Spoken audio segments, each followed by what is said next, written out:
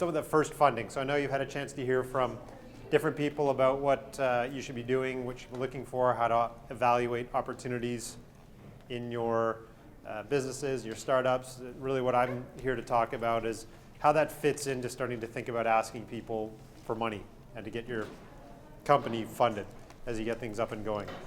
But before I do that, I will give a little bit of background on who I am. So my background, maybe starting in reverse order. Again, my name is Lysne. I'm currently with Ryerson Futures, which is the seed fund and accelerator program connected to the DMZ. So I'm just down the street on the 6th floor. I started out, I did electrical engineering at Queen's. I spent a number of years after that with a consulting firm doing management consulting, mostly for the telecommunications providers.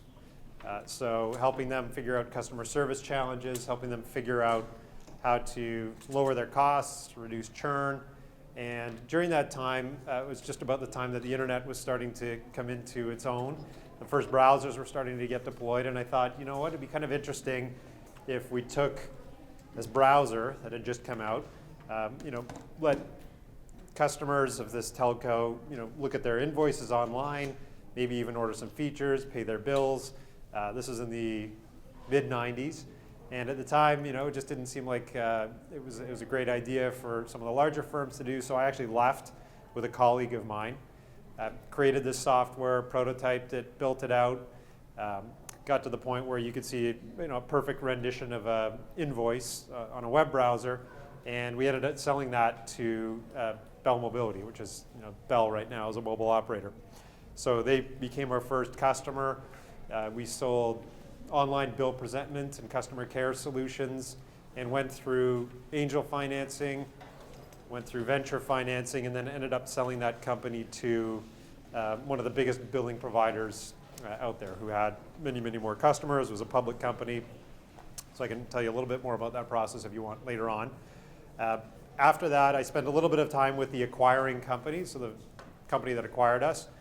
And we went through a few other acquisitions, and I helped sort of build out the team. I had a group of people across, I think, probably 8 or 9 different countries working for me, and then we rolled in a couple of other acquisitions.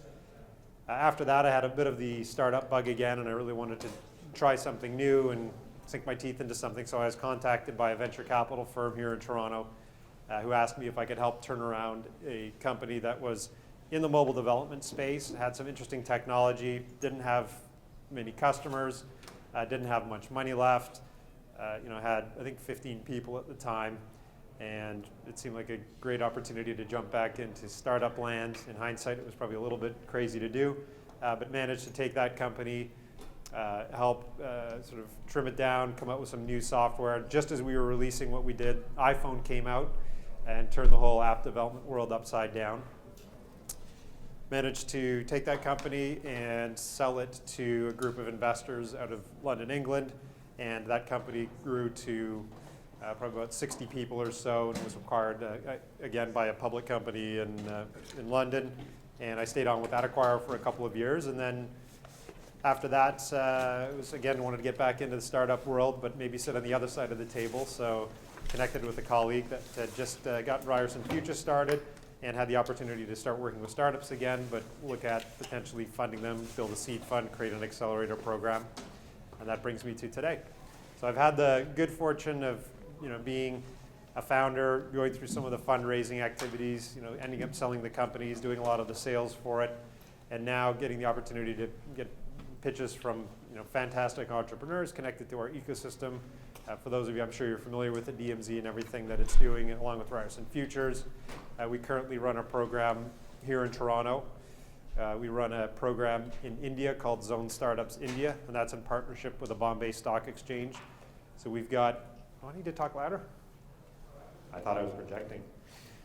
Now I'm projecting. So the program in India that we're running has got a little over 40 startups. We're doubling the size of the space. We've created a seed fund in India as well, so we're starting to invest in startups there. So we see weekly pitches from the companies that we're working with, lots of great ideas, and some of the biggest companies are doing quite well and have raised $20, $30 million of outside capital there. So with that, we're here to talk about getting your first funding. And I know you've sat through many of these courses and you've heard all sorts of things about what it's like getting a company started. You can look at different failure rates, but the number out there is 90%. It's hard. It's hard to get a company started. It's hard to keep the company going. It's hard to fund it. There are a bunch of different things you can do to try and optimize the likelihood of you succeeding. And I'm sure you've heard of that through some of the people that have come here and spoken. But it's difficult, and it's supposed to be. And the reason it's difficult is that many, many things can go wrong. But a lot of it really starts out with building something that nobody wants. I don't know how many people are familiar with Y Combinator. So one of the big things they'll talk about is you build something that somebody wants, somebody will pay for it. It's a much easier proposition. People can go out and you can raise money for something, you can spend a lot of dollars marketing something, but at the end of the day, if people don't want your product, and there's lots of different ways to figure that out, it's going to be a very time-consuming and expensive process. This is from a poll that was done through Crunchbase Insights, great resource for startups to take a look at a number of different stats in and around the industry. But the second biggest reason is that companies ran out of cash. And you'll hear this from people. It sounds very strange to say, as much as you can go through all the other science about getting a startup going and doing all your market research and customer research, there's something to be said for showing up to fight another day, to survive another day, to go through another pivot, to get that chance to change things just a little bit. For most people, people need money to pay the bills, to buy their food, to live. So money really just gives you a better opportunity to make sure you can go evolve your product, you can pivot, you can do what you need to do. It sounds very strange, but we've seen this with a bunch of our startups. They're working in a particular space for a period of time. They meet with lots of customers. They get introductions. The customers tell them, well, you know what, if you just changed your product a little bit, if you added this feature to it, we'd be more likely to be interested in it. And sometimes those companies do take a period of time to figure out what it is that they need to be delivering. And time is money. So part of this is helping make sure you raise enough capital to survive long enough to do what you need to do. There are about 15 other reasons that companies can blow up and fail. I just put the top 3 up on the board there, but having the right team is definitely a key part of that. Nothing shocking so far? No surprises. So one of the things we look at pretty closely when we're considering funding a startup or giving them advice, it's really understanding that fit. And the analogy I like to use is, if the dog will eat the dog food. So you've created something great, our customer is going to use it. It's one thing to say, listen, I think I've come up with the next best application for people to download music, or a new photo sharing application, or a digital receipt processing application. At the end of the day, the biggest thing that's going to drive the success is if there's a market need for something.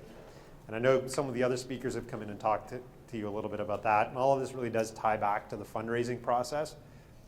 Early on, when you're just an idea, you're a team, you don't have hundreds of customers, you don't have a ton of revenue, it's really convincing someone that the idea that you have is a good idea, that you've got the right team in place to execute, and there's a need for what you're delivering.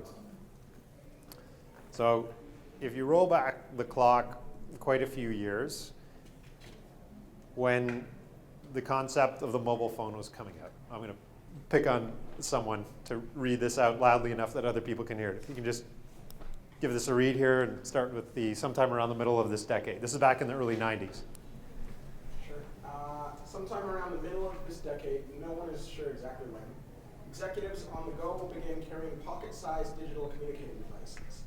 And although nobody's exactly sure what features these personal information gizmos will have, what they'll cost, what they'll look like, or what they'll be called, hundreds of computer industry officials and investors at the Mobile 92 conference here last week agreed that the devices could become the foundation of the next great fortunes to be made in the personal computer business. Perfect, thank you. So we're talking about the mobile phone, right? So imagine you're pitching this idea for a mobile phone. You've got a great idea, it's a personal computing device, you're trying to raise money for this, and you go out and talk to a few people in the industry, as you're supposed to do with these ideas, and say, here's my idea, what do you think? I'm trying to raise some money for this. Are you potentially interested in investing? Well, two very notable people were quoted in this article that came out, and you'd be surprised to see how both of them responded to this. So on the first one, maybe you'll read out the first response here from Apple. Me? Yeah. How rich is the load? At one end of the spectrum is John Sculley, the chief executive of Apple Computers Inc., who says these personal communicators could be the mother of all markets. Right, mother of all markets. Well, Apple stayed on top of this. It was a great idea. So if you went and talked to John Sculley and said, I have this great idea for mobile devices, you're probably going to get backed by him. You're probably going to get funded. He thinks it's a great idea. I'll read the other one from Intel. The other end of the spectrum is Andy Grove, chairman of Intel Corporation, who, by the way, did very well, nevertheless, over the years, even though they kind of missed this one a little bit. You know, the huge chip maker said that the idea of a wireless personal communicator in every pocket is a pipe dream driven by greed. So just because you have a great idea, you think there's a good market for it, you're going to go out and pitch investors, ultimately for money, you're going to get feedback from customers. You can speak with people who tell you this is a fantastic idea, like Apple, or you can talk to somebody incredibly well respected from a fantastic company who's going to look at your idea and say, it's not a big market. So we'll talk a little bit about this and what that means when you go out and do pitch people for capital for your business. You're going to hear no. You're going to hear people who've got a ton of experience in the industry tell you that it's not a good idea, there's not a big market, they just don't see it. All sorts of stats about how many times Uber was turned down. Who the heck is going to want somebody sleeping on your couch? There's no market for that. They were turned down over and over and over and over again by investors. And so much of this as well is about execution. So as much as you're going to hear, you know, perseverance is a huge, huge quality that you need to have as you're building your business, as you're looking for funding. Don't get discouraged. You're going to speak with experts who know a particular space very, very well, but they just don't see the market. Okay, so let's talk a little bit about the fundraising process itself. So just a quick show of hands, how many people have businesses that they started, they've already got something on the go? Okay. And of this group, how many people have raised money for it? Okay. Any conversations yet? Just at the beginning? Bootstrap. Nice. Okay. So something else you'll hear from people is, you know, funding and venture capital is a last resort in many respects. If you're able to bootstrap your business, get as far as you can without capital, that's a very viable path for a business. We're talking about a specific type of company that's you know, venture fundable, that delivers certain kinds of returns. So a lot of what you're going to hear me talk about really relates to these kinds of businesses, as opposed to, you know, the many other businesses that deliver a fantastic lifestyle that just may not necessarily have venture returns. Yep. I guess kind of a more specific question. So your talk is mostly going to cover venture capital, like the kinds of companies that will be supported by venture capital, as opposed to, say, a company that develops content and probably rely on funding. Are you going to speak all of that? Yeah, I mean, at the end of the day, you've got, you know, if you're looking to raise capital for a business, there are some businesses that just need a little bit of seed capital to get to cash flow positive, and then they're up and going, and they don't need any more money. Most of what I'm going to say is still applicable for that, because at the end of the day, you need to convince someone you're going to return more money than they put in. So you're going to hear what I talk about will skew a little bit towards the venture fundable businesses, but much of what I'm going to say is still applicable for any kind of company that's looking for outside capital. So, you know, at the end of the day, most financings involve selling a bit of equity. There's debt financing, there's other kinds of financing I'm going to walk through. But, you know, one thing that people tend to forget a little bit is that when you're raising capital for businesses, again, unless it's debt financing, which is someone gives you a loan, you promise to pay more of it back than you initially took over some period of time. When you are raising capital for a business, you're selling to an individual or an entity a piece of your business for some agreed to price that they agreed to, that you agreed to, and that's what you're doing. You know, you hear a lot of people talk about raising capital and you're getting this money, or you know, an investor is giving you some money. they're buying something, and they're buying a piece of the business in general, like, unless they're lending you money. And I think one of the things that you really need to think about is how much of the business you're willing to sell at any particular point in time. We see companies come in and they get offers by people that come in and provide some capital to their business, but an investor is saying, well, they want 50% of the company. You're selling a significant part of that company. You might be giving up control. So as much as you might want to raise $1 million, if your company isn't worth enough, you may end up selling half of your business, and that may not be what both sides want.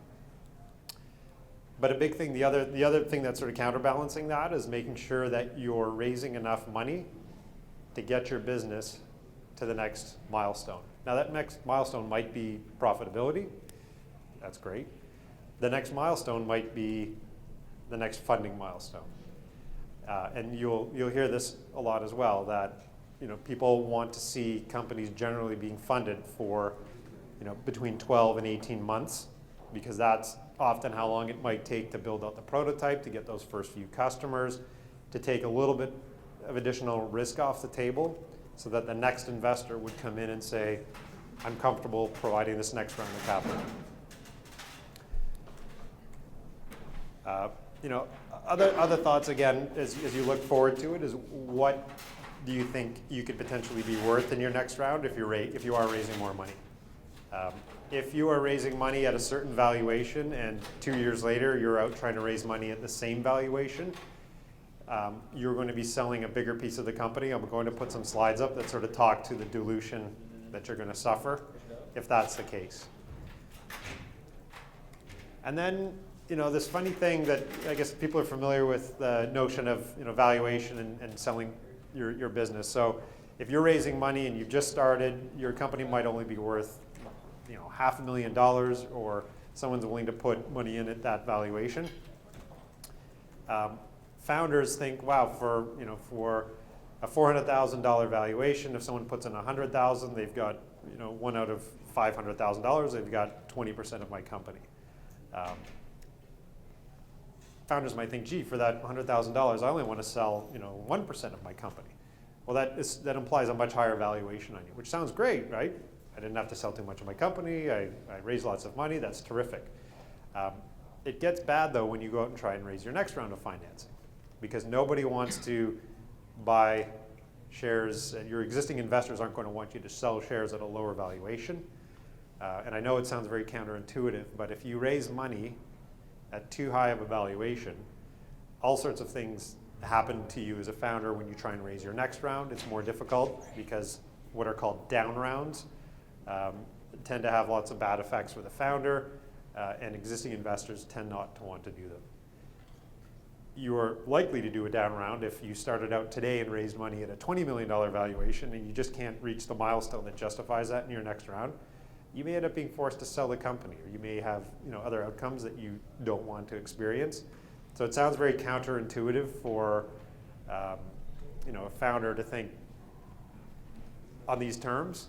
The reason for it, if you do a round of financing and all of a sudden the market changes and people aren't paying the same amounts for it, and you're hearing about it now with so-called unicorns doing these down rounds, doing it at too high of a valuation just can make it very difficult for you to raise money in later stages. And I've been involved in companies that have sort of experienced some of this, and the conversations you have with investors are, gee, I'd love to come in, but I can't pay that valuation. It's going to have to be less than this, and the existing investors, for a long list of reasons, don't want to do that. So it's a little counterintuitive, but something to keep in mind. Okay, this maybe is a little difficult for some people to see, but I know that the slides are going to be available for people to go through. I just want to talk a little bit about what happens to companies over multiple rounds of financing, and what happens to individuals as founders, and what happens to those first investors in your business. And I think this is important to understand as a founder, what happens when you raise money, and then as well as a view of what your angels experience when they put money into your company. So some of you will be able to see this, some not so much. Just to keep the math simple, assume you as a founder have 100 shares in your business when you start. Could be any number, but 100 makes everything easy. So you own 100% of your business. If you sold it, you get everything. As you bring other people on and as you bring investors on, you are selling little pieces of equity in your company. So you own 100%. That's fantastic. Does everybody know what an ESOP is, or a stock option plan? Okay. For those that don't, generally when a company is created, you're trying to attract employees to come to your company. You may not have any money to pay them. You're promising them a little piece of the company that if they stick around for a period of time, as that company grows in value, those stock options grow in value. And it's a way to attract people to your company in lieu of paying them, or in addition to paying them, but considering that they're getting less than the market rate. So a number, and usually when investors come into your company, they say, I'll provide you with some capital, but you need to create this employee stock option plan, or ESOP, in order to attract some additional employees to your team. So typically, someone will say, I'll put some money into the company, but create this employee stock option plan. And it needs to be, roughly 10% of your company. So if you do the math on that, adding 11 shares to this stock option plan provides a ESOP of 10%, and all of a sudden you as a founder, assuming you grant all the stock options to people, you as a founder used to own 100% of your company, and you now own 90% of your company. Still not bad. What happens when an investor comes along? So angel investors or seed investors might want anywhere between 5 to 30% of your business, maybe more, maybe a bit less, depending on what they're like. But again, just to illustrate things a little bit with some simple math, let's assume in your first round of financing, you're prepared to sell 25% of your company. So effectively, you're issuing new shares in your business.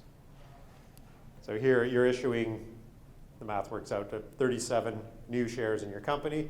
You have your original 100, 11 for your stock option plan, 37 for your angel investors. Your angel investors, after they put their money in, own 25% of your business. You as a founder are now down to 68% of the company. Not bad, you still own 68% of the company, you've raised some capital, you can grow this. The idea is that you're now worth much more because you have the capital to add users. So you're okay with the 68% because it's a lot better than 100% of nothing, which is what you had when you started. Don't expect you to go through all of this, but let's say you keep selling this 25% of each successive round. A Series A investment might follow, might be 25% of the company again, a B round, a C round. Each time you need to issue new shares in your company. Well, where do you end up? You as a founder are down to 21% of the company if you keep doing these 25%. Now that assumes a bunch of things. You don't put more money into it, or you don't set aside more stock for a stock option plan. A whole bunch of other things sort of come into play. But you as a founder are down to this 21%. You started out at 100. So you need to sell your company for a lot more in order to make money in each successive round. Let's look at the angel investor who initially came in and said, I want a 25% stake in your business. Here's my check. And I've seen this with angels that have come into some of our deals that have gone on to get later rounds of funding. If they don't keep putting money into the company as well, they get diluted. And so this investor who once held 25% of your business, if they don't put further capital in, owns only 8% of your business. And so as time goes on with each successive round, the founders get diluted, the existing investors get diluted if they don't put more money in. And you can see as this grows, each time you raise more money for your business, you need to sort of look and say, well, if I sold, and I know people aren't looking to encourage founders in Canada to sell their businesses early, but at the same time, you need to look and say, can I make this company worth enough to justify, this dilution each time around? Everybody get this? Does it make sense? No surprises? So it's funny that even investors, like even the folks that end up seed funding some of the companies that we work with, they're very excited to get their money in and they take a stake in a company, and all of a sudden a great investor comes in and is going to do an A round with them, and they see what the new cap table, the capitalization table, which is basically this, and all of a sudden they look at it and think, wow, my gosh, I used to have such a big stake in the company and now it's that much less. The reason, obviously, is this. So I went through this example with one single founder that started out with 100%. The reality is most companies are started by multiple founders.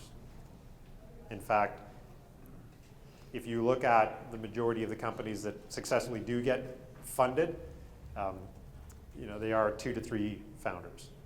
One is a challenge and typically an outlier and not as common.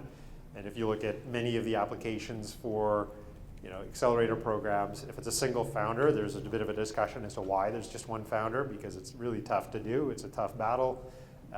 Having a co-founder really helps.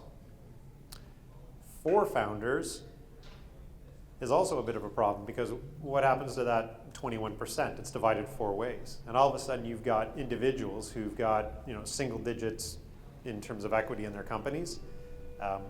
That's not the perfect situation in terms of the motivation for the founders. Now, the reality is when a lot of companies go public, the founders might be down to the single digits, and that's okay when you're a billion-dollar company.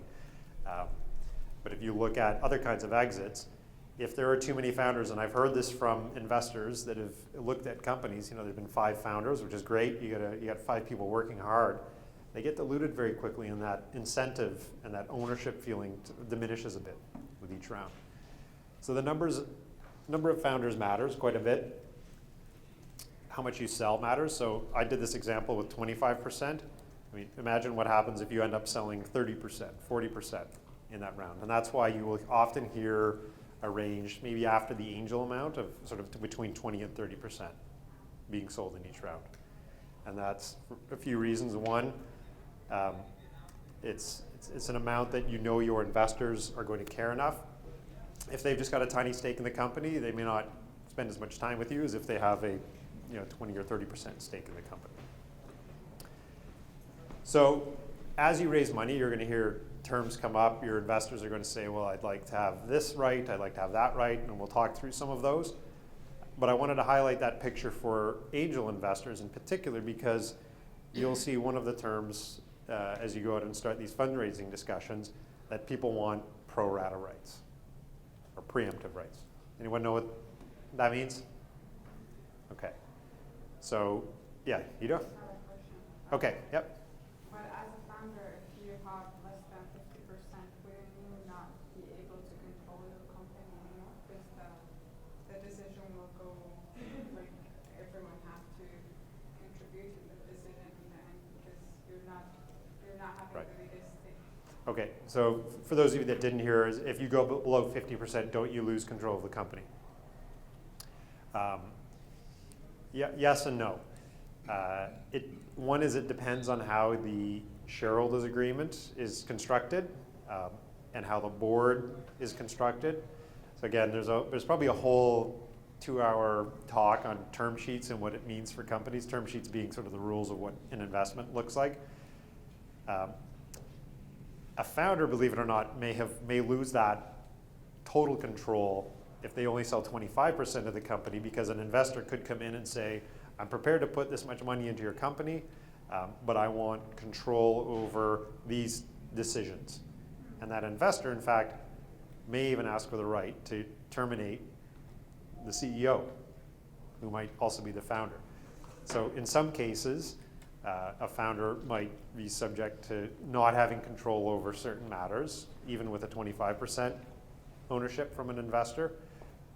Certainly below 50%, many shareholders' agreements would contemplate that CEO not having control over the company. On the other hand, if a company is growing, doing well, the investors don't, generally speaking, they don't want to run the company. They want a fantastic CEO making these decisions, doing the work, helping grow the company.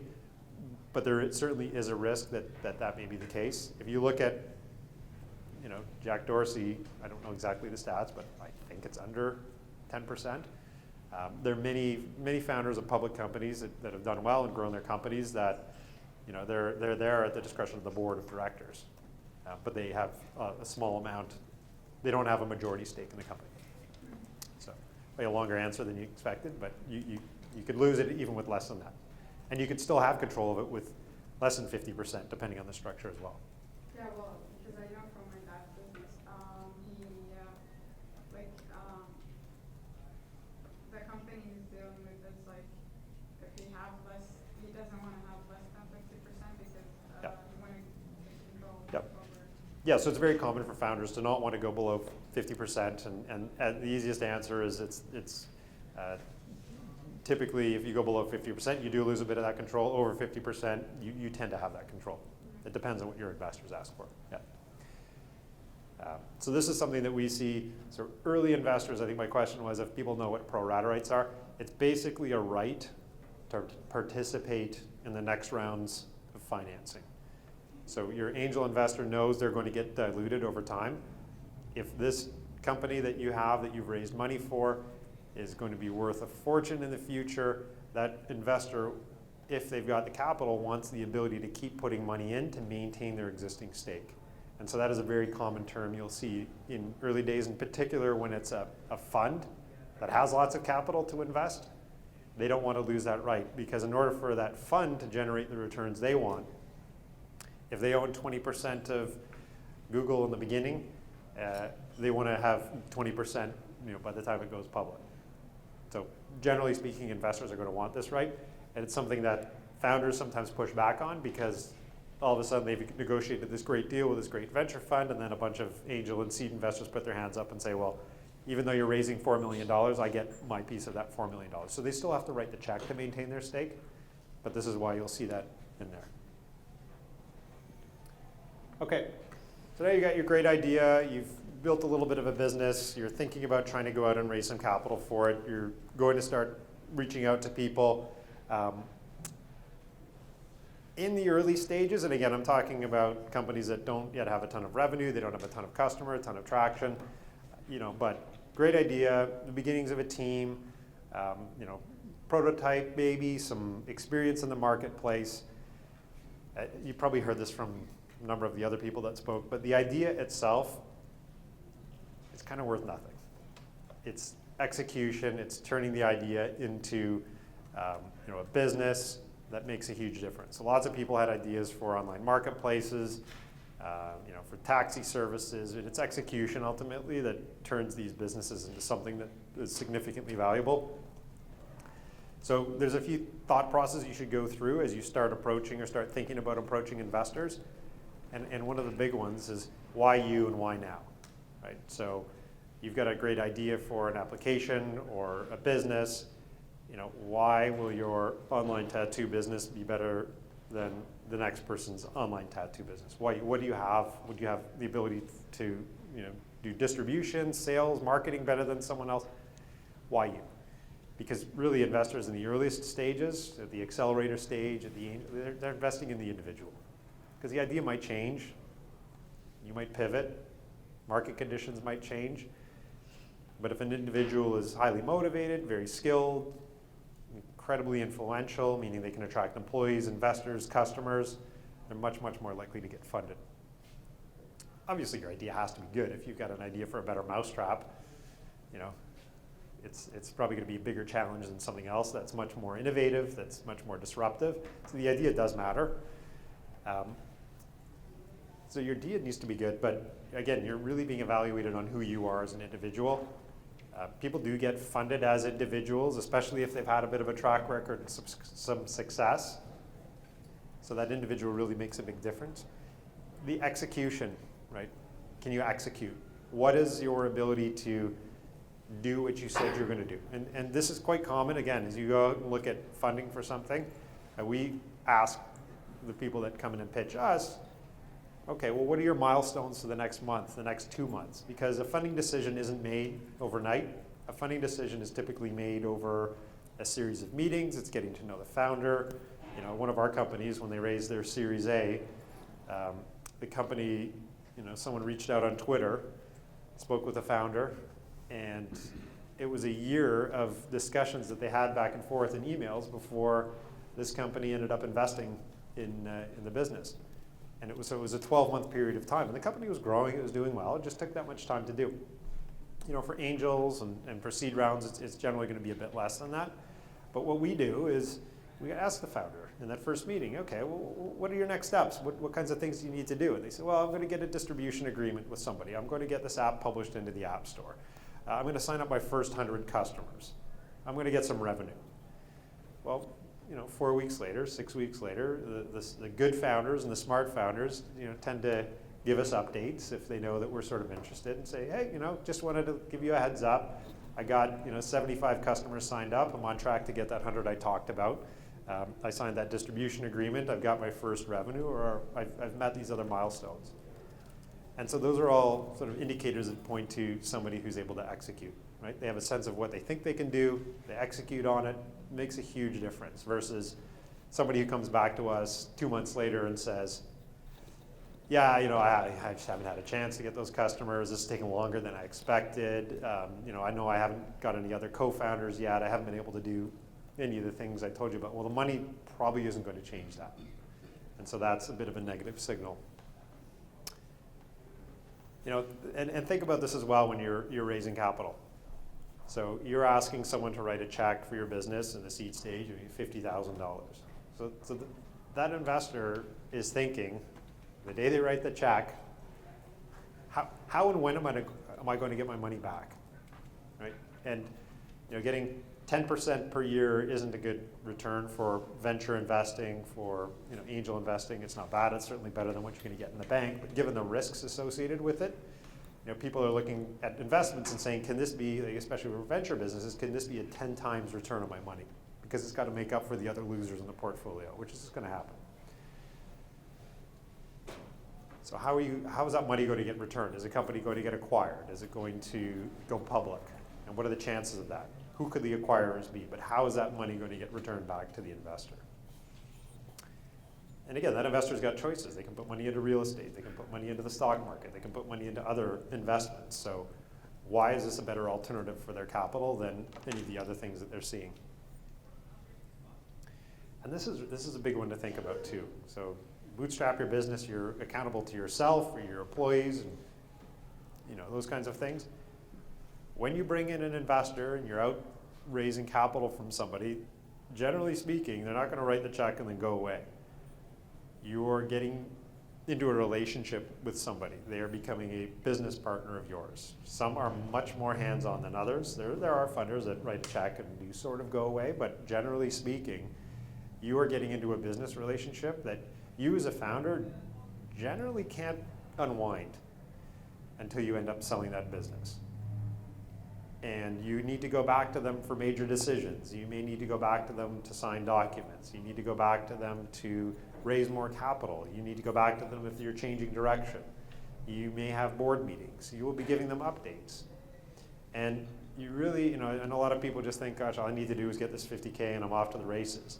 But you are establishing a relationship with somebody, and as much as getting a check is a fantastic thing, you need to make sure that you can also work with this individual or entity because you are getting into a long-term relationship. And when it's going great, it's easy. Doesn't matter. Here's the update. Yeah, we're killing it. We're making tons of money. We're growing. We're adding users. Everybody's happy. It's when it's tough, right? It's when the company's low on cash. Will they write another check for you? Or you're getting into some other challenges. Things aren't going the way you planned. That's when you really get a sense of the individual or the group that you brought in. So more about that. So I had a company, as I mentioned, and we were introduced to people initially as business partners, and started doing a little bit of work with them, and then a little bit of work with them turned into hey, do you guys need some capital? We had some discussions, but we had a good chance to spend 6-8 months with the two angels that came into my first business. We had a great idea to know what they were like, how they worked, their business values. We actually spoke with some of their other portfolio companies. So as much as they were doing due diligence on us, we spent a lot of time getting a sense to know what our investors were like. And guess what? I mean, we ended up, we worked with them for a long, long period of time until we eventually ended up selling the business. They were on our board, they were in our meetings, they helped us with sales opportunities. It's a very, very long relationship. So you have to look at them when you're out looking for that check. Can you work with these investors? Something else to think about too, because you may go to a number of different sources, and I'll talk about the different sources. The investors you're talking to, you're asking them for money. Can they afford to lose it all? I'll go back to that 90% number. Odds are, I hate to say this, but the odds are, the business is probably going to fail. If it doesn't, there's going to be a great return there. You can take some risk out. I'm generalizing, et cetera. But if you decide that you're going to go the road of friends and family, or friends, family, and fools, as some people would call it, you need to know if you can show up for Thanksgiving dinner having lost your aunt's or your uncle's, $25,000 or $50,000. You don't ask someone for money expecting you won't return it, but you really need to look at yourself and say, do I feel confident enough in what I'm doing that I think I will return this capital? And if not, can I still show up at family meetings, or am I still going to have friends if this capital vanishes into thin air? I think you also want to think a little bit when you start talking to investors about what kind of investor are they? Are they one that makes multiple investments, and there are some that make hundreds of angel investments per year and they're taking a portfolio approach? Or is this someone who just knows the tattoo business really, really well and knows that you know it well, and they're going to make one or two bets? So you've got people that have this risk portfolio, like a seed fund, an accelerator program, where they just know that if some percentage of the investments are going to fail, but they have to do that in order to make bets in some of the winners. So know those investors and know what their interests are. And the other one is to think about, and a lot of people don't dig into this too much when they get going, because again, I think, my gosh, someone's willing to write me a check, I'm off to the races. What are their interests, and what do they look for in terms of a return? And again, we went through this as well. So you as a founder, especially on your first business, you get your business started, you raise your money, you've got a bit of capital, you've got some revenue, you've got some customers, and Google comes knocking, or someone else comes knocking and says, look, here's $10 million. We're ready to buy your business. And let's say you own enough of it, so you're going to put a few $1 million in your pocket. Well, the angel investor might look at that and say, hey, that's great. I've got a good return on my money. But they might look at it and say, that's nothing. You should be worth $100 million. And you know what? I've got enough of these investments. I don't care if it's this kind of return doesn't do anything for me. Let's go for it. And all of a sudden, you're thinking, my gosh, I can put away a little bit of money here. This is incredible. This is going to change my life. It's not going to make a shred of difference for an angel investor's pocketbook. They want to hold out a little bit longer. It creates a bit of a challenge. Now, few investors want to stand in the way of a founder and a potential exit.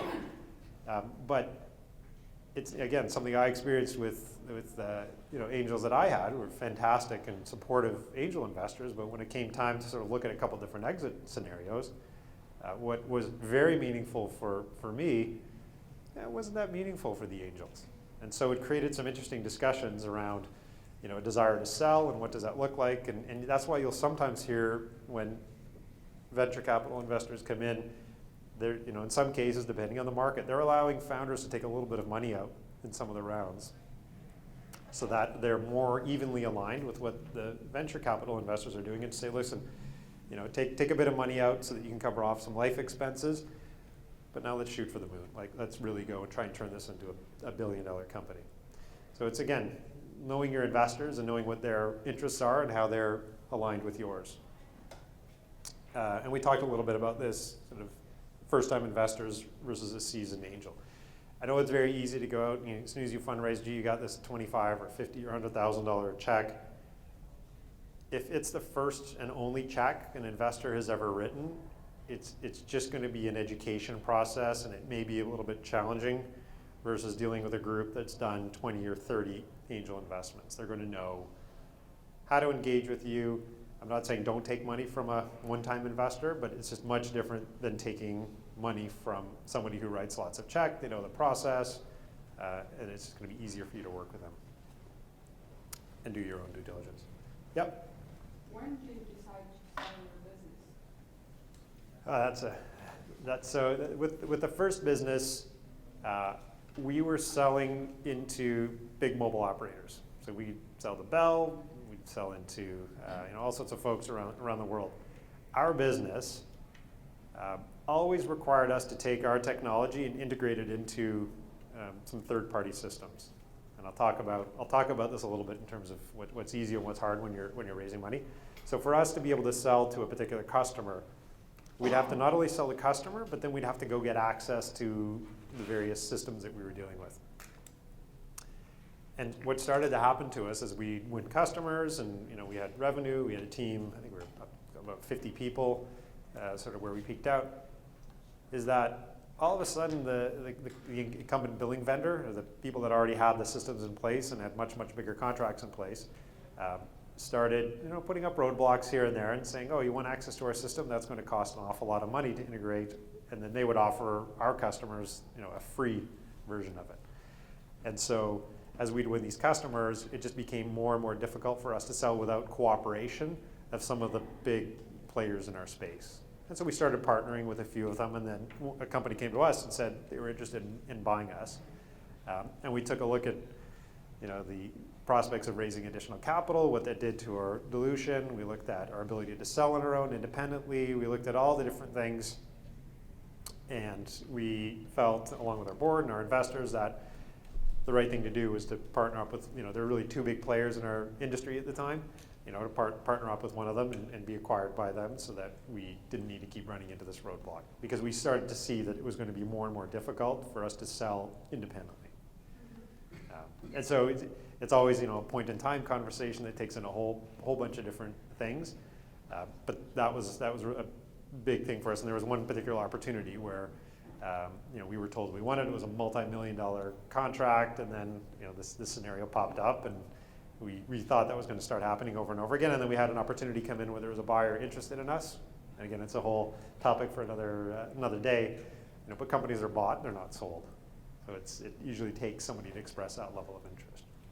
Sorry, so you said you sold it in the beginning, and then another company wanted to buy it again? No, we had an offer to buy the company, and so we then ran a competitive process we said, thank you, that's interesting, and then we went through a process to find if there were other parties interested, and ended up selling it to one of the groups that approached us. Yeah, just sold it once. Selling it twice would be great, but. Okay, any other questions? I've gone through a few things here. Okay. How to identify right investor? We have many investors in the market. Yeah. How do you identify the right investor which for your model of business? Yeah, okay, great question. So how do you find the right investor for your business? If you are a later stage company and you're looking for venture capital, it's pretty easy to go to the venture capital firms and look at their website and see what they invest in, what things they like. So it's easy because a lot of that is published. It's a little more difficult for the earlier stage. And so when you look at a later stage investment, you can see they're not likely to invest in a competitor of their existing portfolio, because what happens when a buyer comes along and says, oh, I'd like to buy this company that makes these widgets, an investor has to sort of pick between two of their portfolio companies, and it's not a situation they typically want to be in. The same holds true, so maybe I'll take this back for sort of seed and angel investors. If it's an accelerator program, sometimes there are accelerator programs that look at health tech startups or look at industrial internet startups and look at a particular sector focus, and then they publish a lot of what they're looking for, and then there's a pathway there to do some research. Geography plays into it, funding amount plays into it. Other types of companies they've funded, reaching out to the founders of those companies and asking how those investors are they good? Have they helped? When it's angels that aren't really publicized as much, it's a little bit more difficult because you need to speak with lawyers, accountants, other people who know some of these angel investors, founders of other businesses that have been funded, asking them to make introductions for you. Now, it goes back to execution in sales. If someone's going to make an introduction, on your behalf to another investor. They're sort of putting their credibility on the line, so they need to believe in you as well. So it's really researching and figuring out the kinds of investments they typically make, their decision process, how big their fund is, how many investments they make, because there's lots of reasons people don't end up investing, and some of them might be they only are going to make 5 investments per year, or they just made an investment in another space, or they know someone who lost a lot of money in another space. So there are a lot of factors that go into it. For the earliest stages, the good news is, especially in Toronto, there are a bunch of different seed funds, there are a bunch of different accelerator programs. There are a lot of founders here. Like, it really is, as much as I put the failure rate up there, it really is one of the best times that I've seen in several decades for people to start companies and get seed funding for them. And there are so many programs, there's a lot of seed capital. It's relatively cheap to get a business started in the technology space. Now is a fantastic time. That gets a little bit harder to raise the A round and the B round, but in terms of, I was buying hardware. I was filling up server rooms with hardware and purchasing software. There was no cloud services or any of this. So, it was really expensive. A seed round back then was, $250,000. That was barely enough to get up and going. Now, $50,000 goes a long way. It goes a long way. You can create something, you can host it, you can buy Facebook, Google Ads, you can market something. So in any event, it's networking and socializing and talking to people in the startup community and finding out what kinds of investors are interested in what kinds of opportunities. So now let's say you've actually found somebody who might be interested in investing. You will have some discussions with people, and I always ask this to founders. They come in and say, "Oh, I've got soft circled. I've got a little bit of capital. Some people say they're going to put in some money into my business." That's great. So do you have a term sheet? And they say, "What? What's a term sheet?" It's sort of the rules of engagement or a discussion of what it's going to look like. How many people have signed a lease here? See, you get like the short lease, which has just a couple of things. You sign that off, and then you get the much longer one. It's sort of the same idea. You have a term sheet, which is 1, maybe 2 pages that outlines what the investment's going to look like. And then the actual documentation behind it could be 20, 30, 40 pages, depends on what kind of investment it is. So when founders come and say, "Oh, yeah, I've got $20,000 or $30,000 committed so far from investors," I kind of stop and say, "Okay, term sheet, is it signed? What are the terms on it?" So sometimes it's not, and they don't know, and they go back and they find out. So obviously they're not that far along in the process. But basically, a term sheet is generally a document that an investor would provide to a company to say, this is the salient or the most important terms that are going to govern this investment. Obviously, the amount of funding. Are they putting $25,000, $50,000, $100,000 into the business? If it's equity, meaning they're buying shares in your company, the pre-money valuation, meaning they're saying your company is worth $500,000 when they put their money in. After it's worth that pre-money valuation plus whatever they put into it. The type of instrument. So by that I mean, and I'll go into the different ones, is it debt, convertible debt, common shares, preferred shares, something called the SAFE, which I'll talk about. And then back to your question, what kind of control? Right? So what kind of control is going in? It is like some companies and venture firms in particular might end up buying 15 or 20% of the company, but they want control over how the dollars go out the door, who gets hired, who gets fired, how they get fired. They want more control than someone with 15 or 20% typically gets, and it's important to know what those kinds of things are. Voting matters, same thing. So does 50% rule the day, or does it have to be 50% of the investors and some other people, or 50% plus 1? So that's something else to consider. Interest and dividends.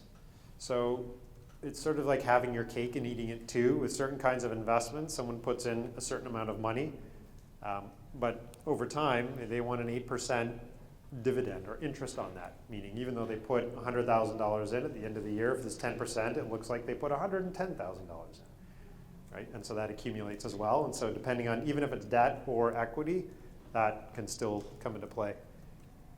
And then something called a liquidation preference. Anyone know what that is? All right, good. This is good. You think maybe, kind of? Their money first. There you go. So liquidation preference means, does an investor who puts the money in get their money out first? Do they get their money out first and then some? Or do they get twice their money out first? So this is kind of an important one to understand, and depending on what type of funding you end up raising for your business, one that definitely comes into play. Generally speaking, if someone puts $100,000 into your business, an investor, if you turned around and sold that business the next day for $150,000, they're not going to feel good if they don't get at least their $100,000 back, right? And so that's called a liquidation preference. So it's basically saying if I put money into the company, I buy some shares in it, and the company is sold, at least I'm going to get my money back. If you do really well and things are great, then I'll turn it into shares and I'll share on a percentage basis of what I've purchased. But if it's like a situation where maybe the company doesn't do as well as expected, people want their money back. Sometimes people say, oh, I want twice my money back before the founders get anything. Sometimes 3 times, 4 times. It can be quite expensive, or they want it back with interest. So the liquidation preference outlines how the investor gets their money back, because even though that money is in your company, it's not your money. They still look at it as their money until it's returned back to them. Yep. What if the company fails? Yeah. And you have debts and Yep. you have to pay the money? Okay. Couple different things can happen. You know, if the company is an incorporated company and it's depending on the type of investment, if the company fails, it blows up, the assets are sold and returned back to the investors governed by whatever agreements were in place. But let's say you put in $1 million into the company and it blew up and it had some assets that were sold for, and then the remainder of the assets was $500,000. It would go back to the, it would go back in that liquidation preference to that investor. It depends on the kind of business. Now, if one were to loan money to a company, there sometimes are personal guarantees that someone might ask for in providing money. So then it goes to the individual behind the company. More often than not, companies that are invested in, one might not expect to have personal guarantees on capital that comes in. Certain kinds of investors would want that, but more often than not, that comes in the form of loans. So if the company blows up, aside from what's up here, people lose money.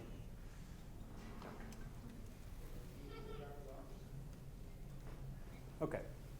Now, like someone had asked me, who should you talk to? Who are the sources of funding, in particular for the early stage of the business? Government money is out there. There's Ontario Centres of Excellence, OCE. They've got a Smart Start program. They can provide capital on a non-dilutive basis, meaning it's a grant or free money. There's an expectation for a return, but it's not something that they're going to take shares in the company. It's not dilutive. So those are definitely things that are worth looking into. In Canada, there's great programs, lots of sources of capital for this. If you go to the DMZ's website, a bunch of those are listed out. So that's one. That's great. Okay, for early stage businesses, angel investors. So angel investors just could be someone who's made a good sum of money and is willing to allocate some of their investment portfolio to early stage companies. Might be a founder of a business, might be professional. We have lots of doctors who make investments in startups that are focused on the medical space. Founders who've had success, and they've returned a bunch of capital to investors, and they've taken money out themselves, might start writing checks. So angels, or individuals, they're angel groups. Maple Leaf Angels, Angel One, GTAN. You can go search and find a bunch of angel networks here in Ontario, and those are groups of angels who tend to invest together, multiple people. Again, with angel investors, they come in all sizes. There's some that write bigger checks, smaller checks, more aggressive, less aggressive on terms, but there's a lot of angel capital out there. And not all the angels are listed. In the United States, there's AngelList. Are you guys familiar with AngelList? So interesting to take a look at in the US, because it's, the crowd, this kind of funding is coming to Canada in various forms. But in the US, you've got a great company, you list it, you put it on the site, and people can fund you through this website, and you can get introduced to investors that way in the US. It's coming in various forms to Canada, albeit with slightly different rules. Accelerator programs. So there's a number of accelerator programs here. New ones are coming online all the time. And typically they would provide some amount of capital in exchange for some amount of equity, mentors, place to work, access to customers, a number of different things. But that is another funding source that ends up providing capital, and more importantly, all the other things that companies need, like traction, customers. We talked a little bit about crowdfunding. So equity crowdfunding is a bit of a different thing. But we have a company in our space that, a number of companies that have raised funds for what they need to do by pre-selling things they haven't built yet. But they look to go on Kickstarter, Indiegogo to try and raise some capital for their companies, and can use some of that to actually create the products and deliver on the goods.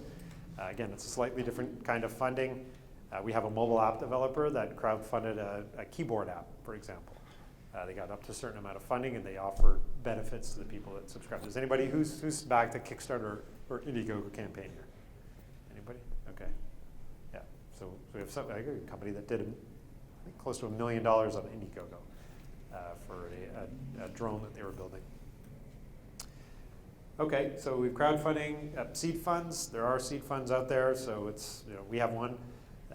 Lots of different groups would run them. Highline is another entity that's got some seed capital. So there's seed funds out there that you could look at. Generally speaking, and we'll talk about it, if it's just at the very, very beginning, venture firms probably aren't the right place to talk to with an expectation for money. Great place to go talk to validate your idea, and in particular get a good referral into one of these earlier stage investors. Because if they like your idea, they'll refer it to us, who do make earlier stage investments, or other angels. So it does help to socialize it with some of the later stage investors, but not directly asking them for money at an early stage. Friends and family. So we talked about this a little bit. Make sure they can lose it. Make sure they can afford to lose it. Make sure you can show up at the dinner table if you need to, if you do lose it. But they can be a good source of capital for businesses.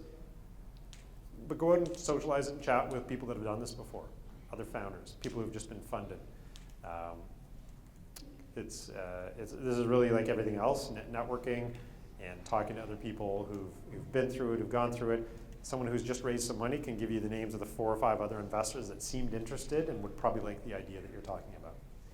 So what does it look like from sort of the investor side of the table? How to get in front of them. So accelerators are a really, really convenient and good way to get in front of a large group of investors in one sitting. And what they also do is provide this level of curation for other people that come in. So I get requests from venture firms frequently saying, yeah, can you introduce me to 5 companies in this particular sector that you guys are working with that are in your space? Because they know that there's just been a certain level of screening that's been applied to the companies that come in. And so they know that there's going to be a better sort of hit rate, if you will, in terms of companies that are the right ones for them to meet with. So, really at the end of the day, a huge, huge part of it is a referral. So, we have an application section on our site for companies, but the vast, vast majority of businesses that we take meetings with, that we enter in discussions with, come in via referral from somebody we know.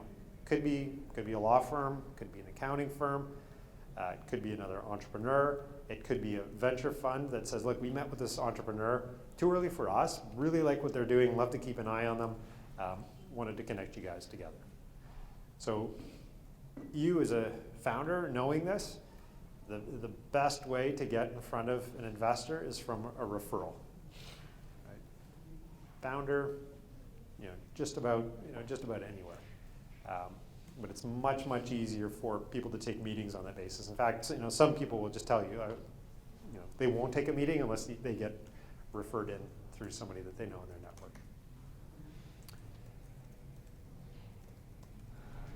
But again, there are certain law firms that do a great job working with early stage startups, and they have a good sense of the kinds of investors that could be interested in a business.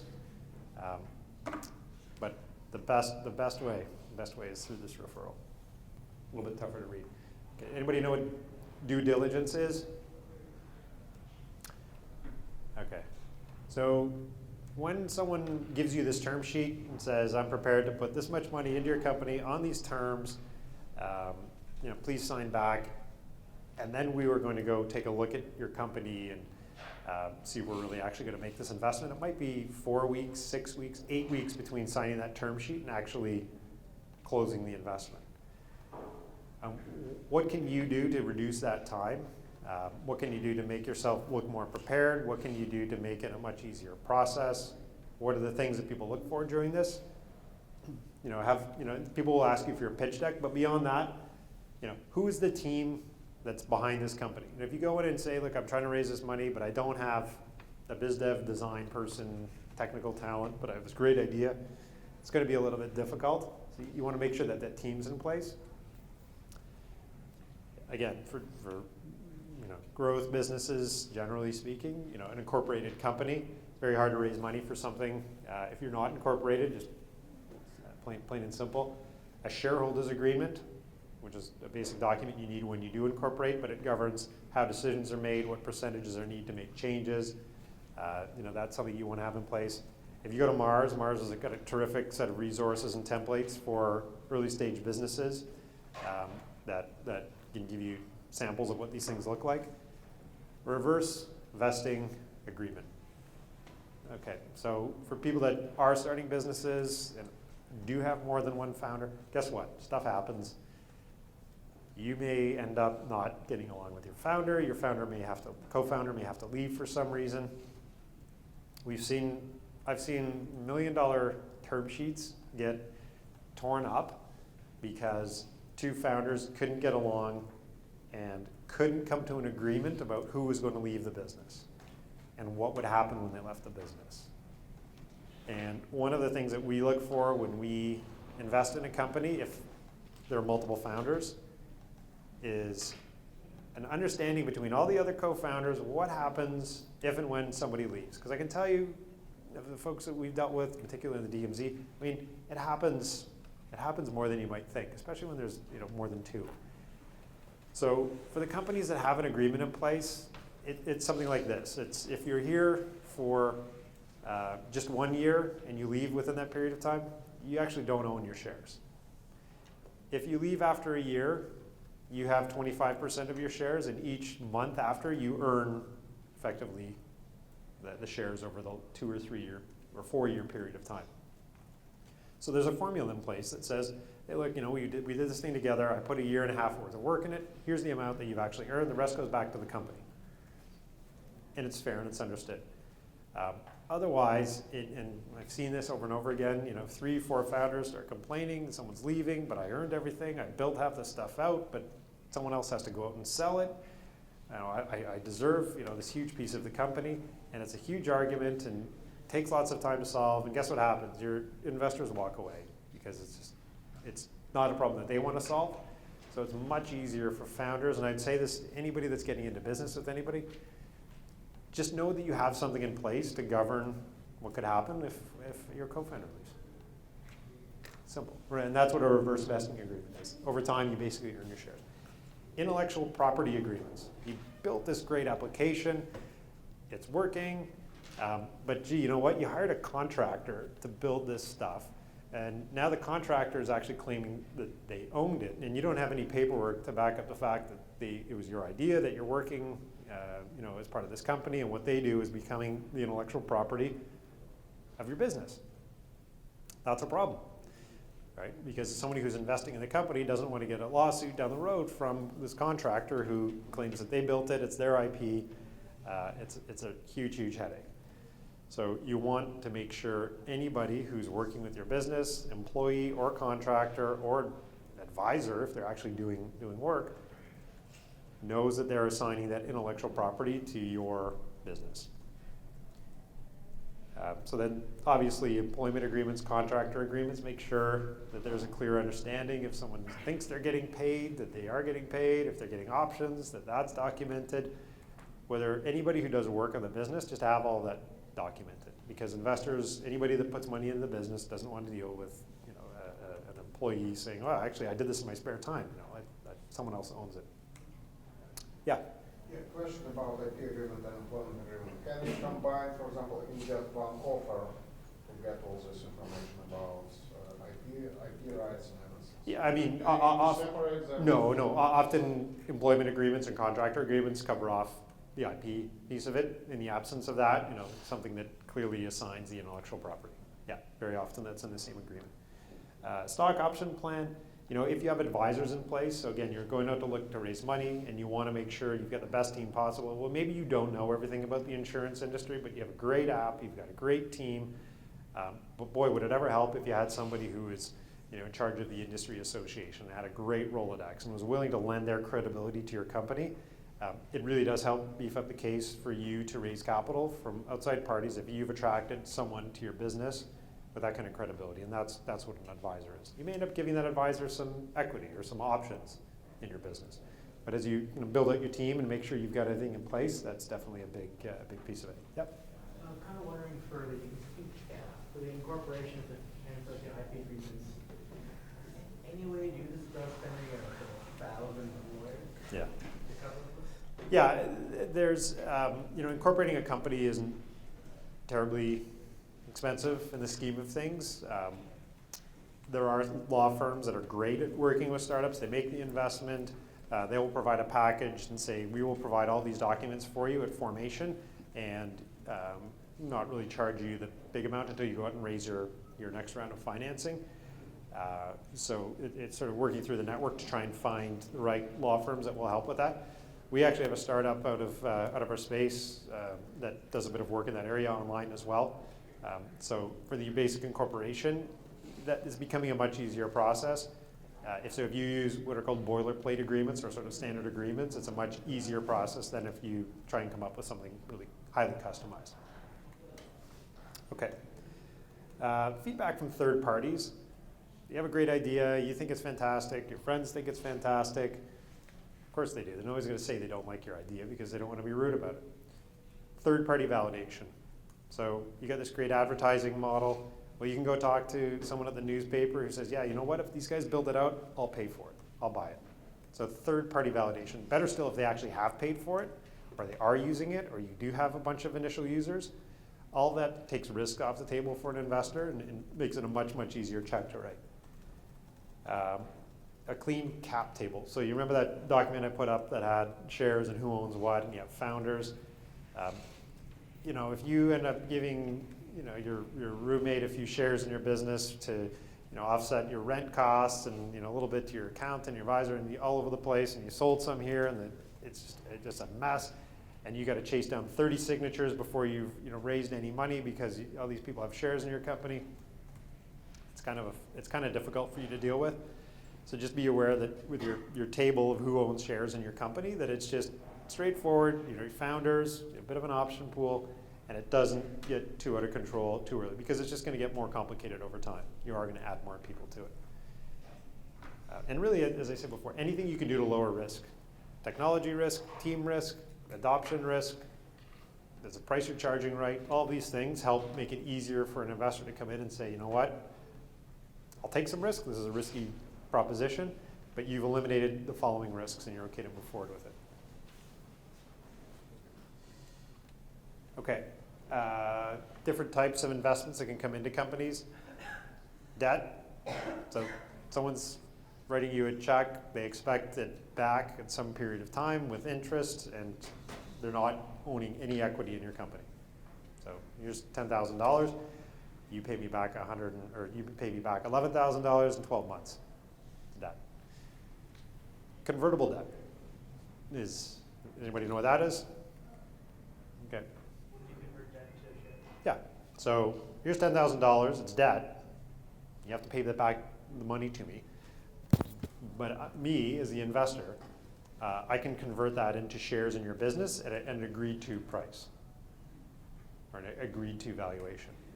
And so convertible debt, it sort of comes and goes out of favor, but it's a mechanism that's a little bit easier to paper, less documentation sometimes, and it's a form that a lot of investors will use to say, I will raise money on convertible note or convertible debt. It's debt, so if things go sideways, I get the money back first. But if things are great, I'm going to turn it into equity in your company at an agreed to valuation. Or, when the next investor comes in, it converts into equity, and we're going to let the next investor sort of set the price for that. Y Combinator introduced this safe or simple agreement for future equity. That's even easier than that, and it's basically a promise that the founder will provide the investor with equity at some point in the future in exchange for whatever check is written. Very easy for Y Combinator to use, given the volume of deals that they do. We're starting to see some companies raising money on this, and it's starting to become a little more prevalent here, but it's just sort of a variation on that. Common shares versus pref shares. So we see deals happening sometimes that are common shares. So common shares are, the founders own common shares, and an investor could come in and buy those same class of shares. Usually, though, an investor will say, well, your common shares are kind of interesting, but I want all these special rights, including that liquidation preference. So I want my money out before the common shares ever see any money. Therefore, I'm going to create this new class of shares called preferred shares. So for most venture investments, they're preferred shares. Crowdfunding I talked a little bit about. Equity crowdfunding I talked about as well. So each type and each different one really matters, in particular when you raise your next round or you go sell your business. Debt, obviously, the money goes back to the investors. Convertible debt, think of it as it's debt unless it's convenient to be equity. So if you end up selling the company for a bunch of money or an investor comes in, that convertible debt investor will turn it into equity and will participate in the upside when you exit the company.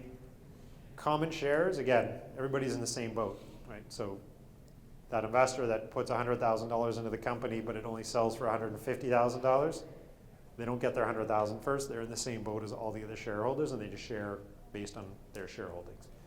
More common than not is this pref agreement, where they're just treated a little bit differently and typically get their money out first before everybody else does. There are all sorts of variations on these pref share deals that can make it much more favorable for investors, less so for the founders. Like I talked about it earlier, like getting their money back one time, getting their money back before anybody else does is a reasonably fair term to have.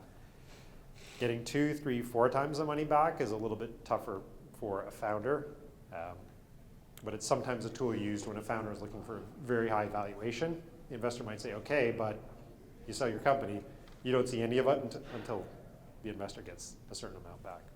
Again, knowing the math on some of this stuff, and I put up the charts, knowing the math on this stuff is pretty important as well. Particularly the dilution that you suffer as you sell shares in your company, what it means for investors, and this notion of why, when you go out and pitch venture investors for capital, you'll hear this sometimes, that, this looks like a great business for you, but it's not a great business for me. And it helps for you to understand the investor's view on the world and what kinds of returns they need to generate so they can raise money for their next funds, knowing that venture capital firm is going to make a bunch of investments. Most of the portfolio is going to be returned from 1 or 2 exits from any given fund. Right? The companies that they hope turn into billion-dollar companies are going to offset the other failures in their portfolio. So an investor will take these risks with risky companies, early stage businesses, knowing that a bunch of them will fail.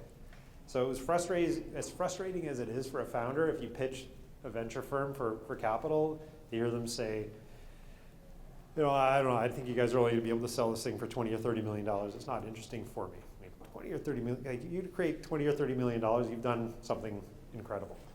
But for a venture firm, that return isn't enough for them to go out and raise their next fund or pay for the failures that they know they're going to have in their portfolio. So depending on who it is that you're pitching, just recognize that those kinds of returns are the returns that people are looking for in the venture community. Angel investors are a little bit different because they may not need to see the same kind of multiples to offset those losses, but people are still looking for big opportunities. I won't talk too much about the pre-money versus post-money valuations or the stock option shuffle, but there's things that come up in a term sheet that can make it easier for you to evaluate whether an investment is a good investment for you as a founder or a bad investment. So what do people look for when they're evaluating your opportunity? At early stage, it's team. Team. I talked about this. The product could change, will evolve, will pivot, sometimes 180 degrees. Twitter didn't start out as Twitter. It was an offshoot from another business. Lots of companies pivot and change what they're doing, but the team is what matters, especially at the early stage. Domain experience. Have you as a founder experienced the problem? Right? Have you worked in an industry for 2 years and seen people waste all sorts of dollars on customer service, like I did? It costs a fortune every time you call a phone company to ask them some question about your bill. It costs a lot of money. And a lot of money is spent trying to deal with that. So I saw a really expensive problem and created some software to look to address that. So having experienced the problem makes a huge difference. Perseverance. You're going to hear no an awful lot from investors, from employees, from customers. Can you persevere through that? Right? Are you the kind of person, an investor's looking at you, if you hear no a couple of times, are you just going to walk away and is that it? Or are you going to persevere, take some of the information and the feedback, change your idea, change your approach a little bit, but persevere through it? It's huge. Is it a big market? So if the global market for your product is $5 million, and even if you get 100% of your market and it's a $5 million a year business, well, it might make a nice lifestyle for you. It's not going to get an investor at the later stages excited because it's not a big enough market. The one caveat to that is if it's a really fast-growing market, it might be a small market, you might own 100% of it, but if that market is going to increase 100-fold over the next few years, it does create an interesting opportunity. But more often than not, people want to look at businesses in the States and they'll tell you multi-billion-dollar markets people should be going after. So it's thinking big, going after a big market. Yep. What kind of market size? I think Angels. for angels, I think it's just sort of picking a number up, but I think an angel wants to look at something and look and see, can they see the company being a $100 million company? Now, being a $100 million company, it doesn't have to have 100 million in revenue. It can have much less in revenue, but be growing quickly. It's really just sort of doing the math and saying how much money does this company need to raise in order for it to get to a certain size. What does it look like? If you're an angel investor and you come into a company and it sells for $30 million and the company only did one round of financing and it was yours, you'll do okay. So it's sort of looking at how big can it be and how much money does it need to raise. The VCs, again, 100 in Canada, maybe $100 million more than that's great. But anything that's much less than that, it's tougher to do. And for angel investors, depending on the kinds of things that they fund, it could be less than that because they're coming in at such an early valuation and early stage. Something the triple bank shot, and I talked a little bit about this with our business. We had to get the permission of the existing billing system provider to kind of play nice with us. Anytime you put these barriers up for someone to adopt your technology, it's just that much harder to sell. It's hard enough to sell when you're just saying, here's this widget, you buy it, you use it, we're done. You know, saying you got to buy this thing, but then you have to download this other thing, and you have to install this. You have to upgrade your phone. You have to have this, you know, the latest version of iOS. You've got to be on the latest Android version. You have to also plug in this other thing. All of those things, you're just going to get people dropping off. So, you know, when we see businesses that have, you know, you got to shoot the ball off the backboard and off the rim and have it swirl around and come in. Every time it's got to do an extra thing, it's just that much harder to get excited about the business. And then making sure that there's a clear path to what those next steps are. Adoption, users, next funding round, as opposed to this unknown, oh, we're going to work on this stuff for the next 6 months and see what happens. Okay, we're getting close to the end here, and then we'll open it up for questions. So I've talked a lot about what to do. Sometimes just as important, like what not to do. And this is sort of painful sometimes. An NDA, you know what an NDA is? Non-disclosure agreement. Okay. We probably see hundreds, if not thousands, of pitches. If we signed a non-disclosure agreement every time somebody came in and presented an idea to us, we would have a closet full of non-disclosure agreements and couldn't do anything. Investors can't sign NDAs. They see things all the time. They rely on their reputation to not share your idea with somebody else, and that's their business. To come into an investor meeting and say, I've got this great idea for this great new thing, but I need you to sign this NDA, it's not going to happen. Someone's going to tell you, and this is what we say. Don't share with me anything that you can't disclose. I can't sign this. Tell me what you can about your business to get me excited, but can't sign an NDA. And the reality is, again, your idea is great, but it's the execution that's going to be valuable. Don't take money from people if you don't know the terms. It sort of astounds me, but sometimes we will speak with founders and we'll ask them how they've been building their product. I said, oh, I got a bit of money from so-and-so. You know, they put $20,000 in. And I say, oh, okay, great. So is it debt? Is it equity? Is it well, they just gave me $20,000. You laugh, but I've seen this happen many times. And guess what happens when the next investor comes along? And all of a sudden that investor says, no, that wasn't a loan. I've got, this percentage of your business. And there's a huge argument. And guess what? Does the investor wait around for that to get sorted out? Not very long. And it also doesn't reflect very well on you as a founder that you accepted money from somebody and you didn't document whether it was a loan, common shares, pref shares. But it happens, right? Because there's a check. Oh my God, I can pay for the server usage. I can go out and pay for some advertising. Don't take the money without having it documented and knowing what it is, because it will come back and bite you. Please, please, please do not say there are no competitors in your business. I don't care what you're doing. Somebody somewhere, someone somewhere has the same idea. It is probably further ahead than you. But do not say there aren't any competitors. Even if you have to Google for days and days and days to try and find someone else doing something similar, please come up with the competitors and say, these guys over here. Because if there's no competitors, it's probably not a great idea. And if there's no competitors that you've been able to find, you probably haven't looked very hard for it.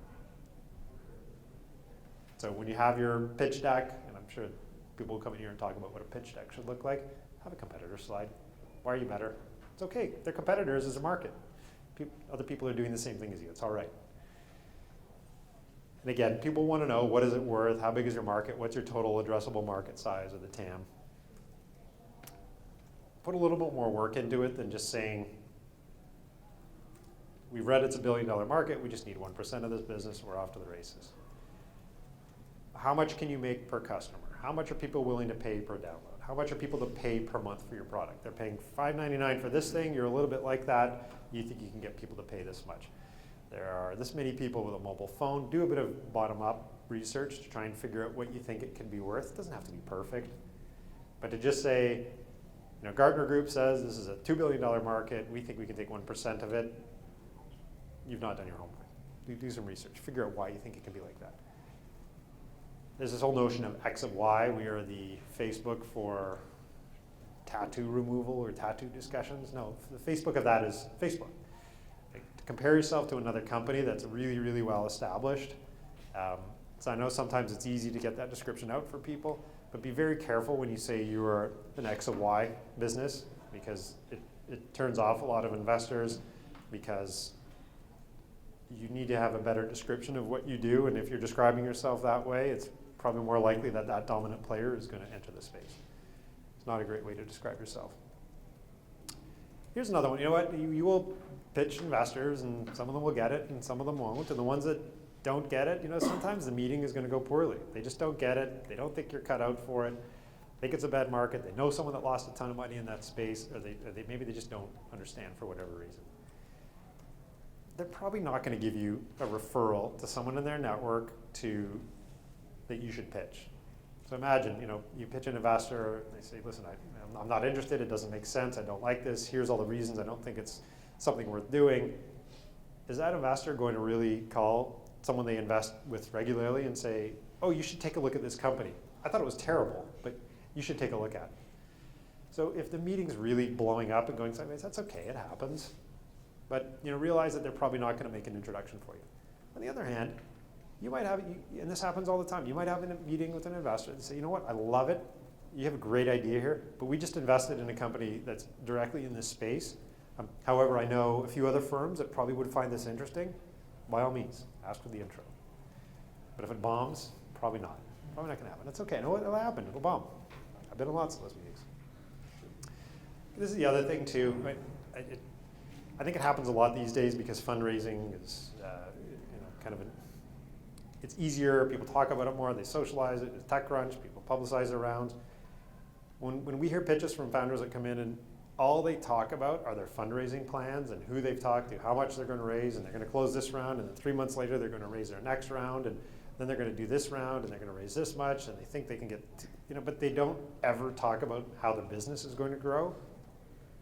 It's hard to get excited about it because businesses aren't about fundraising. It's kind of a necessary evil, if you will. It's about growing the business. Get an investor excited about what your idea is, why people are going to start using it, why your product is going to be better than your competition, why no one's realized that this is a great idea yet, but you've got the ability to sort of see into the future. Don't talk about your next round. Don't talk about how you're going to close this one and raise more money in 3 months. It's going to take you 3 months to close this round. Right? This is why people want sort of 12 to 18 months of capital when you do raise money, so you as a founder aren't spending all your time raising money because it's a huge time suck. And I even know some investors that ask for 5-year financial projections. Like, you don't know what it's going to look like 3 years from now. Like, to me, financial projections, anything beyond 3 years is probably a crapshoot. 2 years is probably a crapshoot. Like, what I care about is, do you have a sense of how much it's going to take you to get to your next milestone within some degree of accuracy? And how do you think? Do you need 4 people to do this? Do you need 40 people to do it? Are you going to spend $1 million in marketing, or is it really all product? So for me, the financials sort of tell a story, but only for later stage companies do I think that they actually mean something and make a difference, because you have some history to go on. Like, pricing is tough. Figuring out how much you charge for your product is really, really difficult. Our companies struggle with it all the time. Is it worth $50,000 for this information? Maybe. Is it worth $5,000 to some people? Is it worth $500,000? Yeah, it might be. And pricing's tough. It's really, really difficult. So to put projections in 2 years out, 3 years out, I know people are going to ask you for it. Think about your model, but really, to me, this financial model tells more about the story, how you think, and your assumptions about the business. And the reality is they're going to be wrong. Yep. So then a more reasonable projection would be something like 1 year, maybe 18 months? Yeah, I mean, at a minimum, use of proceeds. So you come into an investor meeting, I'm looking to raise $500,000 for my business, I need to do the following things. Okay, first thing I'm going to ask you, how long is that going to last? Well, it's going to last me 12 to 18 months. I need 4 people. I'm going to pay them this much. I've got this much in marketing and advertising. I've got to build out this product stuff. I've thought about it. In 18 months, I think I'll be at 100,000 users. Okay, so I want to know what the use of proceeds are and how long it's going to last you. And so it really is just it's a logical story around that. So some people might want, what does 2 years, 3 years look like? So what is the wiggle room? What's the buffer on that? What happens if you don't get what happens if you get half as many customers?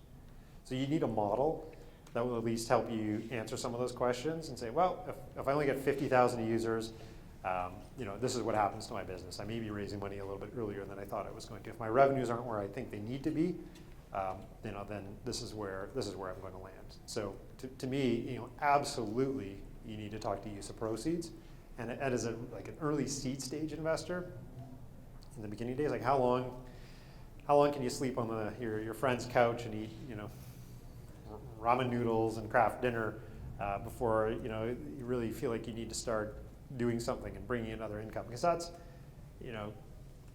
how long is a company going to have to survive? So sometimes raising $20,000 or $30,000 is great. You don't dilute yourself too much, but as an investor, you want to know that the company's got the best chance to achieve its next milestone. So even for us, sometimes we look at something and say, you know what, we write $50,000 checks, but we think this company needs a bit more than that. And so we would say, look, we'll invest as long as you can raise in total $200,000. And we might help with that, like make introductions.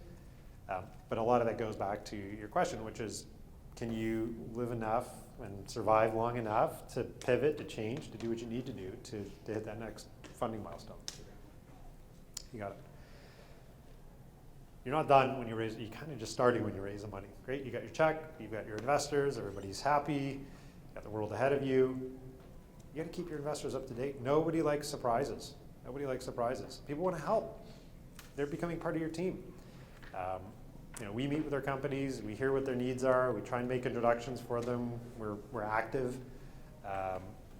People don't want to have you go dark for 9 months and then out of nowhere send an email saying we're out of money. We got a problem. You know what? If you got bad news, you share the bad news. I need help. I need introductions. Hey, investor, can you help get me in front of these people? This isn't working out as planned. Can you have any other resources? I need a great design person. Nobody likes surprises. So there's platforms now that have come out that will help founders keep their investors up to date on what's going on. So part of it's a legal thing, like have you paid your taxes? You have any liabilities we don't know about?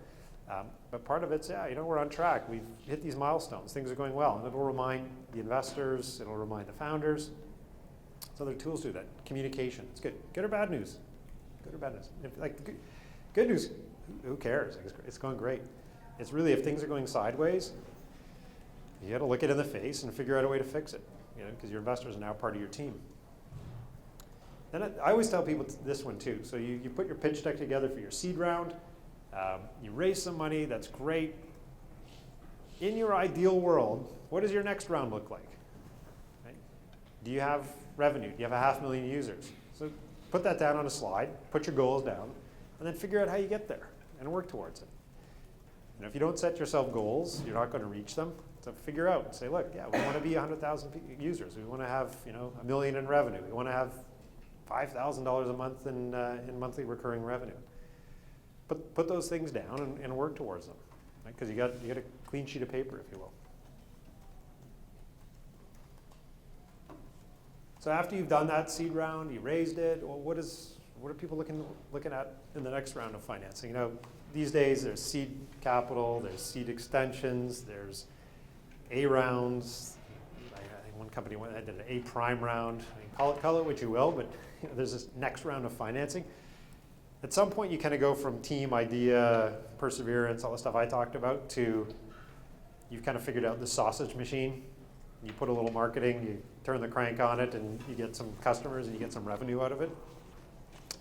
For Series A, you started to figure some of that out. Enough people are paying you money for the product, the platform, users are signing up, advertisers are maybe paying to get in front of users, but there's clear third-party traction here, third-party validation.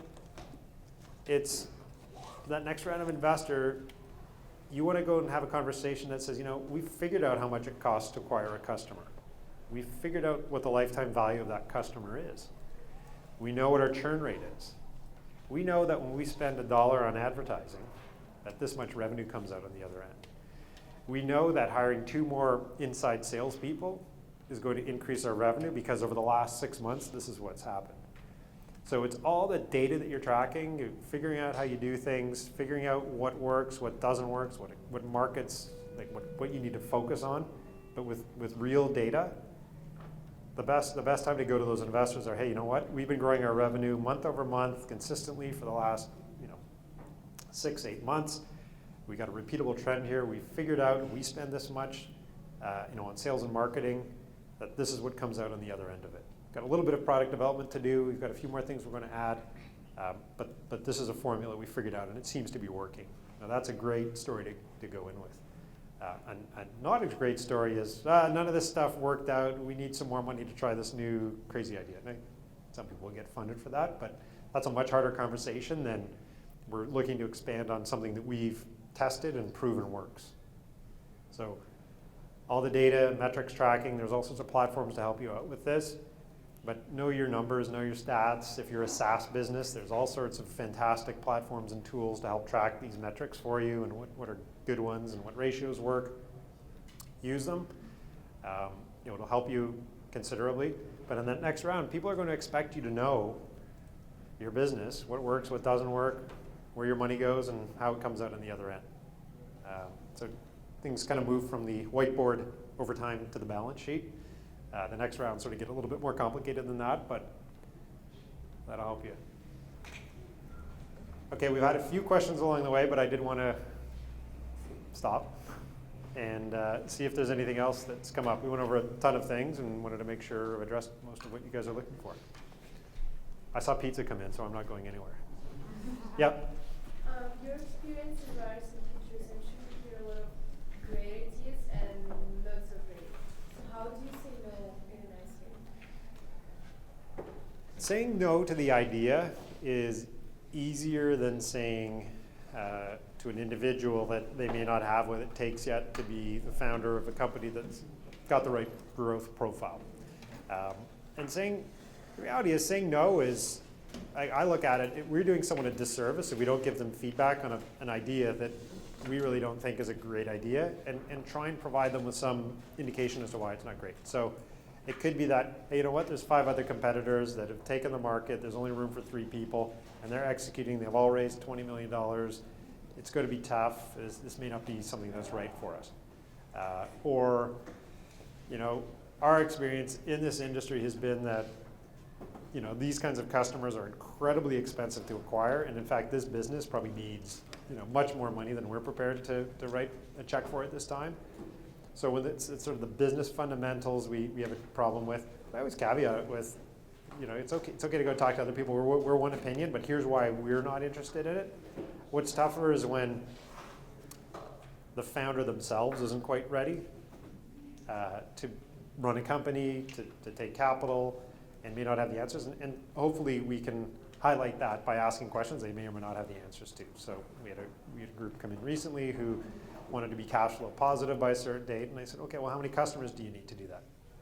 No clue. Well, how much are you going to charge them? Not much of an idea of that. So really kind of pushing back on the founders and saying, you need to have answered these things. You need to have thought about your business before it's ready.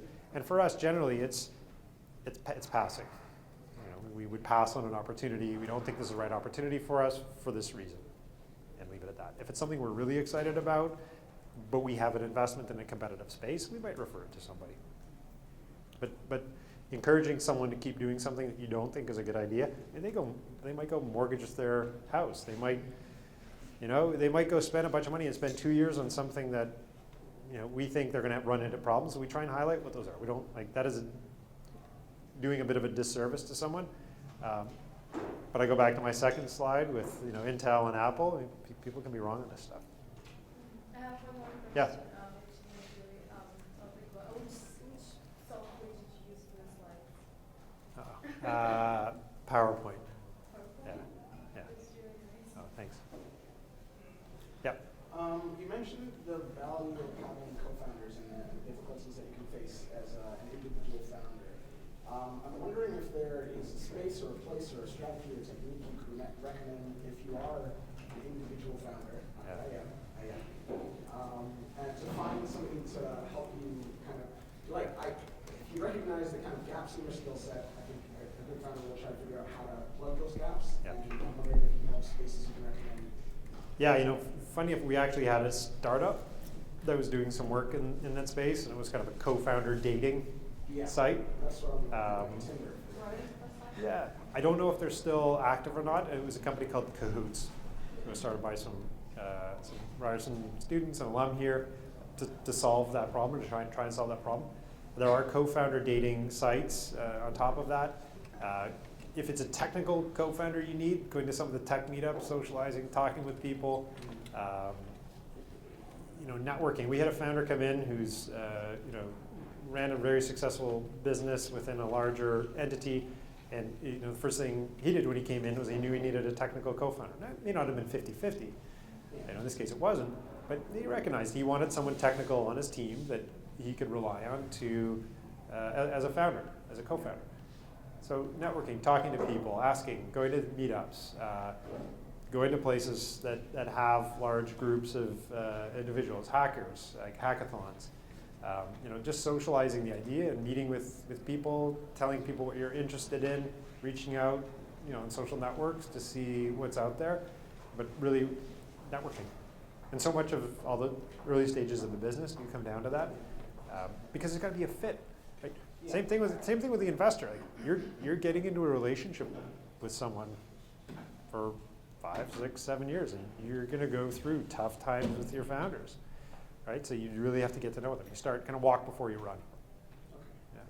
Yeah. And I'm not saying that single founder companies don't work. No, They can. They do. They can.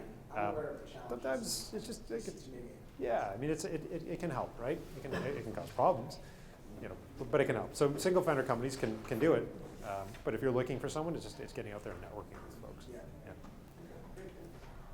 Yeah. I'm not sure if you can answer this with like actual stats, but what is like the chance of somebody actually offering you money for common shares? Or they always like generally? You know what? So, out of the, I think 13 investments that we've made, one, and then of the ones that have received follow-on funding, most of which have, one company in particular had an investor who's willing to put common shares in, maybe 2 or 3. So, it's a small sample size. Some investors like it because it creates alignment, like very, very good close alignment with the founders. So in some cases, people will do that and take that approach. And the other thinking around it is, as an investor, they're not investing to get their money back on an investment. They're investing for the successes. So to put all this downside protection in, the reality is you're going to get 10, hopefully 20x on an exit from your great companies, but the economics and math around the ones that go sideways, they're not moving the needle that much, so maybe it's better to be aligned with investors, and maybe you get a better valuation if you do common shares than if you do pref shares. So I've seen it. Yeah. I think, I just think for an investor, again, the vast majority get their money out first. But it happened. It's starting to happen. Okay. Anybody else?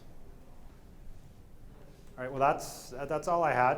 I appreciate the questions. I'm going to stick around for a little while, as I said, and hopefully this was an informative session for you. Thanks again for your time.